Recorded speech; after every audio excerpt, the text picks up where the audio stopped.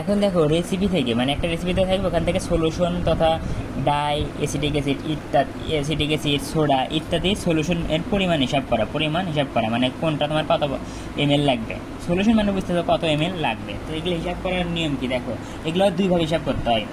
মানে তোমার রেসিপি মানে পদার্থটা যদি কী দেওয়া থাকে, পার্সেন্টেন্সে দেওয়া থাকে, যেমন 2%, 3%, এরকম পার্সেন্টেন্সে দেওয়া থাকে, তখন হিসাব করার নিয়ম। আর যখন পরিমাণটা কি গ্রাম পার লিটারে দেওয়া থাকবে, মানে ম্যাটেরিয়ালের পরিমাণ, যেমন মনে করো লবণ 2 গ্রাম পার লিটার, মানে যখন গ্রাম পার লিটারে দেওয়া থাকবে তখন কিন্তু হিসাব করার নিয়ম আলাদা। মানে দুইটা সূত্র আছে, কি আছে, দুইটা সূত্র আছে, খেয়াল করো। তাহলে দুইটা মানে তোমাকে দেখতে হবে কেমিক্যাল মানে কি আসলে।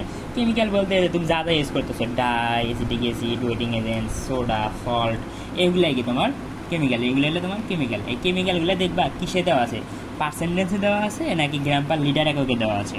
তো দেখো আমরা প্রথমে ধরে নিলাম আমার কেমিক্যালের পরিমাণ কি পার্সেন্টেজে দেওয়া আছে, তখন তুমি হিসাব করবা কীভাবে। সলিউশন, হ্যাঁ, যেমন মনে করো এখানে সলিউশন বলতে কি, মনে করো বেসিক ডাই, তাহলে কি বেসিক ডাই সলিউশন।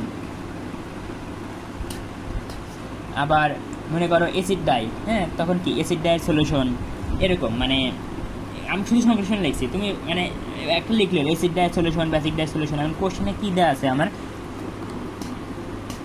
কোশ্চেনে কী দেওয়া আছে ওইটাই আমি লিখবো, সমস্যা নেই। সূত্র দেখো, ম্যাটেরিয়াল ওয়েট মানে কি, ওই যে দেখো আমার আগের ভিডিওটা দেখো, নাহলে আবার সমস্যা হতে পারে আর কি। হবে এটা আমি শিওর না, অনেকে তো এমনিতেই পারো, কনফিউশন থাকলে দেখো। 10 নম্বর ভিডিওতে বলেছে ম্যাটেরিয়াল ওয়েট বলতে এখানে ফ্যাব্রিকের পরিমাণ বোঝাচ্ছে যে কত গ্রাম, নট কেজি। ল্যাবে আমরা ছোটো মানে ক্ষুদ্র অংশ নিয়ে কাজ করি, নট কেজি, ওই জন্য গ্রাম মানে অল্প না। তো এই যে ম্যাটেরিয়াল ওয়েট মানে কত গ্রাম ফ্যাব্রিক দেওয়া আছে। তারপর কি কেমিক্যাল রিকোয়ার্ড ইন রেসিপি, মানে তুমি যে তোমার রেসিপিতে কত গ্রাম তোমার কেমিক্যাল প্রয়োজন আর কি। এখানে রিকোয়ার্ড না গিভেন মনে হয় দেওয়া উচিত ছিল, যাই হোক যেটা দিচ্ছে মানে বোঝা যায় কেমিক্যাল রিকোয়ার্ড কতটুকু দেওয়া আছে, প্রশ্নে কতটুকু তোমার দেওয়া আছে বা কতটুকু লাগবে আর কি। হ্যাঁ, মানে তুমি এই দ্রবণটা তৈরি করতে তোমার রিকোয়ার্ড মানে কতটুকু তোমার লাগবে, যতটুকু লাগবে ওটাই তো তোমার কোশ্চেনে দেওয়া আছে, তাই না। তো এটা কোশ্চেন থেকে হবে যে কেমিক্যাল রিকোয়ার্ড মানে কতটুকু লাগবে। আর নিচে সবসময় কি স্টক সলিউশন, নিচে সবসময় স্টক, দেখো নিচে সবসময় কি স্টক সলিউশন থাকবে। হ্যাঁ দেখো, তো এই ক্ষেত্রে পার্সেন্ট, উপরেও পার্সেন্ট নিচেও পার্সেন্ট। আর এখানে মানে ম্যাটেরিয়াল ওয়েট মানে কতটুকু তোমার কত গ্রাম ফ্যাব্রিক তুমি ডাইং করতে চাচ্ছ আর কি, এটাই তোমার সূত্র। আর এই যে সলিউশন বুঝতেছো, কাহিনি করে যা পাবা এমএল এ পাবা, কি মিলিলিটার, কি পাবা মিলিলিটার, নট লিটার, কি পাবা অবশ্যই মিলিলিটারে পাবা। তো সমস্যা নাই। দেখো এর ফ্যাব্রিক ওয়েট মনে করো কত 3 গ্রাম দেওয়া আছে, তার মানে এটা তোমার কি ম্যাটেরিয়াল ওয়েট, MW মানে ম্যাটেরিয়াল ওয়েট, ম্যাটেরিয়াল বলতে এখানে ফ্যাব্রিক বোঝায়। আচ্ছা 5% ডাই দরকার, মনে করো 5% বেসিক ডাই যে কোনো একটা ডাই দরকার, মানে তোমার রিকোয়ার্ড, তাই না, দরকার। তাহলে প্রয়োজনীয় সলিউশনের পরিমাণ হিসেব করো। আর স্টার সলিউশন কি, এগুলো সব কোশ্চেনে দেওয়া থাকবে। স্টার সলিউশন 2%, তো পেন নাই। দেখো আমরা ম্যাটেরিয়াল ওয়েট 5 গ্রাম 3, হ্যাঁ। রিকোয়ার্ড কেমিক্যাল মানে তোমার কি কেমিক্যাল রিকোয়ার্ড মানে কয় পার্সেন্ট দরকার, 5% মনে করে লাগবে, 5% লাগবে, দেওয়া আছে 5%। আর এদের স্টার সলিউশন কত দেওয়া আছে বলো, 2 গ্রাম, 2% দিলাম।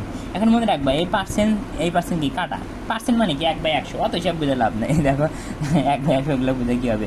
দেখো এই পার্সেন্ট এগুলো তোমরা পারো, আমি এমনি শুধু সময় নষ্ট করছি। দেখো এই পার্সেন্ট কাটা, তার মানে আমার কিন্তু নাই। তাহলে কী করবো, 5-এর সাথে 3 গুণ করবো আর 2 দ্বারা ভাগ করবো আর কি।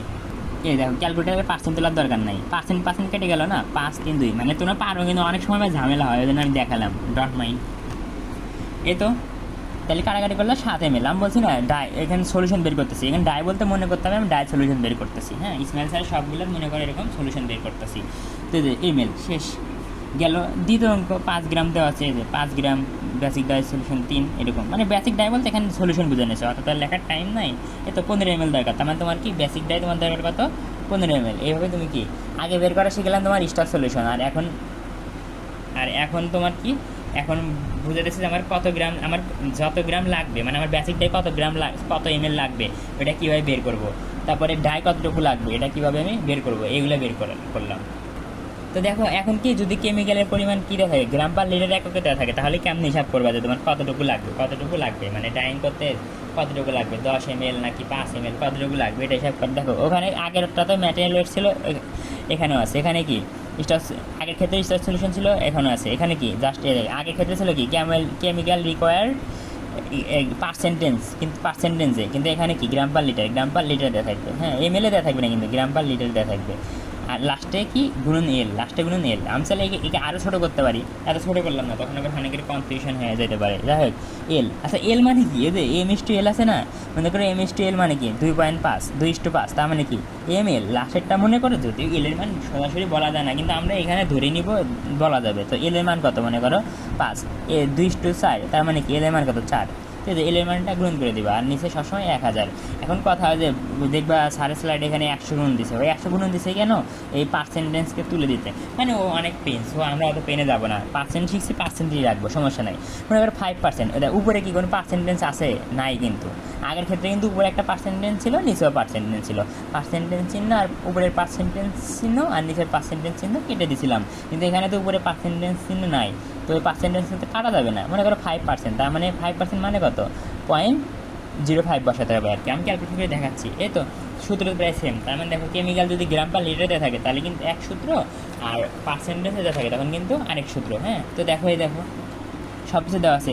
এম ইস টু এল কত 20, তার মানে বলো এখানে এম এর এখানে কি এল এর মান কত বলো 20। এল এর মান আর সারেক দেখাতে যাবে না, ও যেটা বলছিলাম। তো দেখো এই যে গ্রাম পার লিটার কত হয়েছে, তোমার ফ্যাব্রিক ওয়েট দেওয়া আছে 5 গ্রাম, এজেন্ট ওয়েটিং এজেন্ট মানে তো কতটুকু দরকার তোমার 2 গ্রাম পার লিটার। এই দেখো 2 গ্রাম পার লিটার, হ্যাঁ 2 গ্রাম পার লিটার।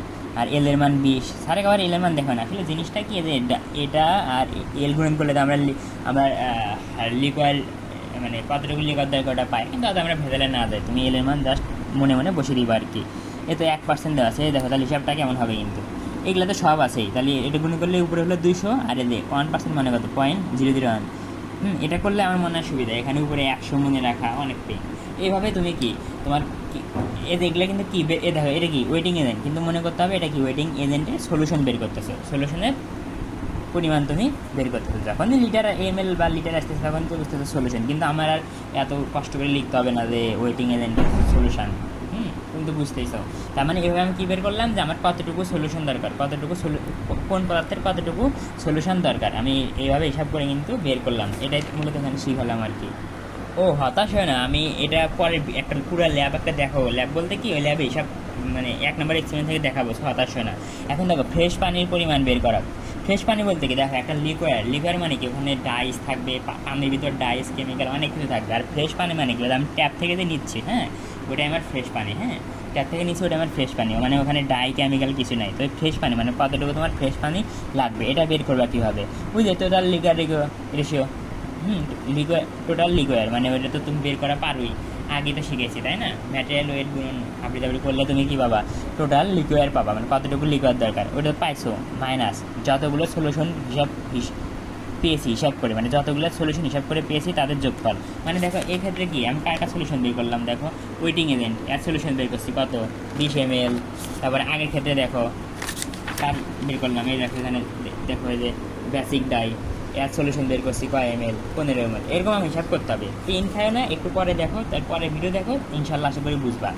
তার মানে তুমি এরকম হিসাব করবা, তোমার করতে হবে না, তুমি অটোমেটিক্যালি করবা, বুঝছো, পেন নাই। তো এই যে কতগুলো তুমি সলিউশন হিসাব করলা, হ্যাঁ সবগুলা যোগ করবা, কি সবগুলা যোগ করবা, এই যে সবগুলো দেখো কোনটা কোন হিসাব করলা, এসিডিক আমি হিসাব দেখা নাই, তবে মনে মনে বুঝে না তুমি এগুলো হিসাব করে বের করছো। এসিডিক অ্যাসিড 5 ml ডাই, তাহলে সবগুলো যোগ করবা, সবগুলা যোগ, তাহলে কত বলো 3, 5, 7 কত হলো বলো 15 ml। আচ্ছা তো দেখো আমি বলি ফ্রেশ ওয়াটার, তাহলে টোটাল লিকুয়ার কত দেওয়া আছে 120 ml। আর এই যে এখানে কী হিসাব করছো, অ্যাসিডিক অ্যাসিড যোগ ডাই যোগ লেবেলিং এজেন্ট, হ্যাঁ ডাবল একটা এল দিলে হয়, ডাবল এল দিলে হয়, পেন নেই। ফাইবার মানে যখন এ বাই বি আর ই দিলে হয়, ই আর দিলে হয়, যায় যেটা দেয়। তো কী কী হিসাব করছো, এসিডিক অ্যাসিড ডাই লেবেলিং সবগুলো যোগ করছো, করে বিয়োগ করলে 105। তাহলে বুঝো তোমার 105 ml কি শুধু ট্যাবের পানি লাগবে, শুধু ট্যাবের পানি মানে একদম ফ্রেশ পানি, হ্যাঁ মানে 105 ml তোমার ফ্রেশ পানি লাগতেছে আর কি। আর টোটাল লিকুয়ার মানে তো বুঝলে, আর মানে ডাই ছিল, হাবি থাকবে, অনেক কিছু ছিল। এই তো আশা করি পারবার। পরবর্তী ভিডিও দেখো, পরের ভিডিওটা দেখো, আশা করি মোটামুটি ক্লিয়ার হবে ইনশাল্লাহ।